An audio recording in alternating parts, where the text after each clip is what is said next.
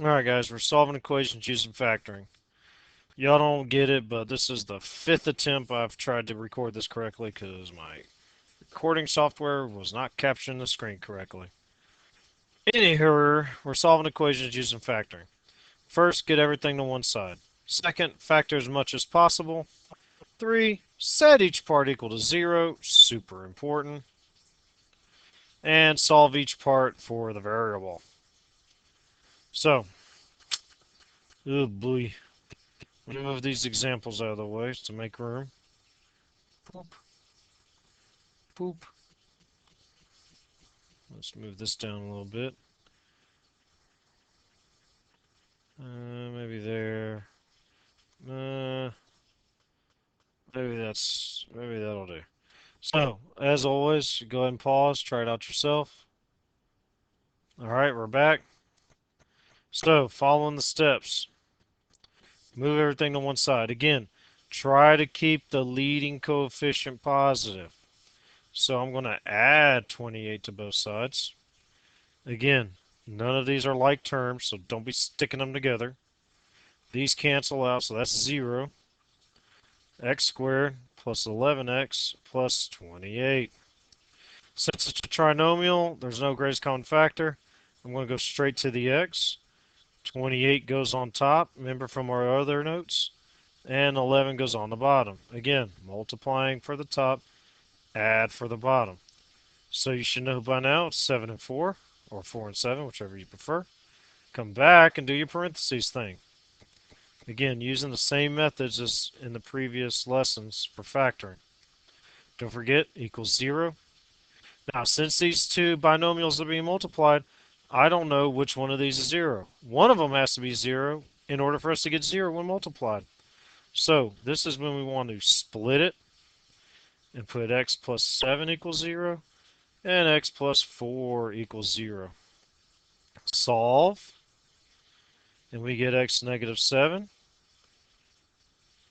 and we get x equals negative 4. Notice it's like you're taking the opposite. We talked about that in class. Okay, so final answer, negative 7, negative 4. Again, these are called solutions, roots, and most importantly, zeros. Again, they're called zeros because if I were to plug any one of these x values back into this equation, we would get the 0 out. Okay, let's try the next example. Here's the third one if you want to copy and try it too while you're waiting. I'm going to whizzle it down a little bit. Now you can't see it. Alright, again, everything to one side. Keep this positive, just a good habit to stay in. So, minus 8x plus 16. Killing two birds with one stone. Perfectly legal, unless they're bald eagles. All those cancel. 0. X squared minus 8x plus 16. Trinomial, there's no greatest common factor. Do your x. 16 on top, negative 8. You should be getting better because you know it's negative 4, negative 4. Multiply these two, we get 16. Add them, we get negative 8.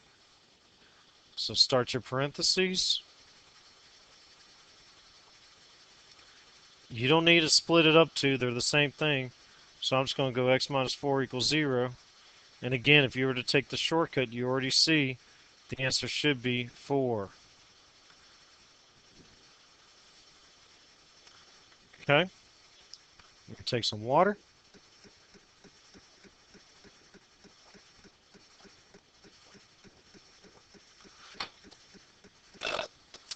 Wonderful.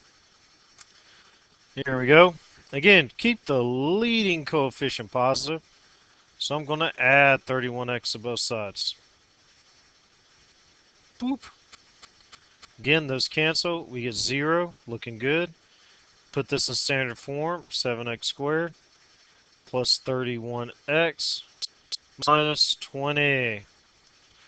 Since we have a leading coefficient greater than 1, we're going to take the 7 times negative 20 and put that on top of your x. So, 7 times negative 20 is negative 40. all over. Whoops. Oh, thought I unplugged my mic. At least I hope I didn't. 31 goes on the bottom. There we go. Now, I don't know what two numbers, so right off the top of my head, so I need to make a little factor tree. 1 and 140, not going to cut it. 2 and 70, not going to cut it. I don't think 3 goes in to 140. So what about 4? I don't know about 4. Let's find out. 4 and 35. 35 minus 4 is 31. This is it. Let's see. We need a negative, so negative 4. 35 minus 4 is 31. Good. So x minus 4, x plus 35. Don't forget to divide leading coefficient since we multiplied by it. We need to reduce the fractions.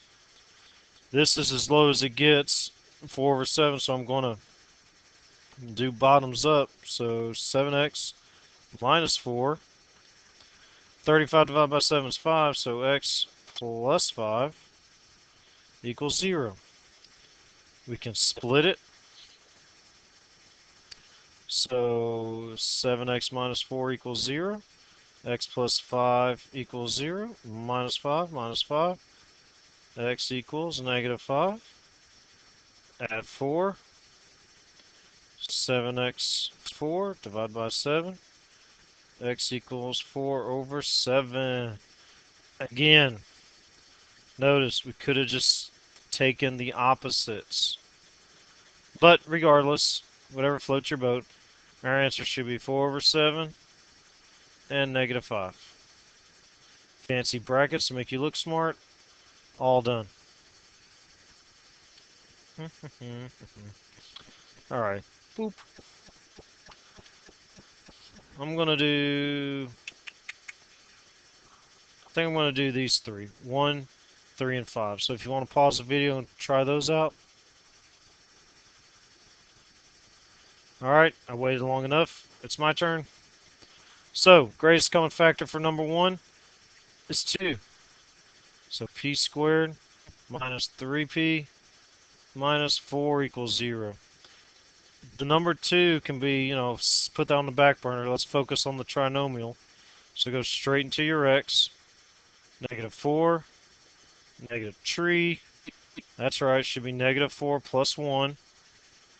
So p negative 4, p plus 1, and 2 out front. Remember, the idea is we're solving. Okay, so, 2 is being multiplied by all this. So if I wanted to get rid of it, I would technically be dividing, and you'll see what happens. The 2 literally vanishes, because 0 divided by 2 is still 0. And now we're back to, something normal that reflects our notes. Excuse me. Oh, getting tongue-tied. Take the shortcut. We're just going to do the opposite. So my answer should be negative 1, positive 4. Poop, poop, poop. Again, rewind to see why we're taking the shortcut. Next one, we got to subtract 2 because we got to get everything to one side. These are like terms, so that's 48 equals 0. 14a and 8 squared. A squared, excuse me. Draw your x. 48. 14. 6 and 8. Multiply to get 48. Add to get 16. Check, check, check. A plus 6. A plus 8 equals 0. Opposite. And skadoosh. This one looks a little goofy, but look, take the greatest common factor. 4b. B plus 1 equals 0.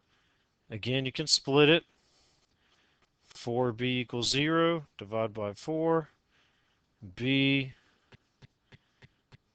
equals 0. B plus 1 equals 0. Minus 1. B equals negative 1. So, 0, negative 1. Whew. All right, there you go. Practice, practice, practice. Have a wonderful night. Look at that. Look at that. Boop.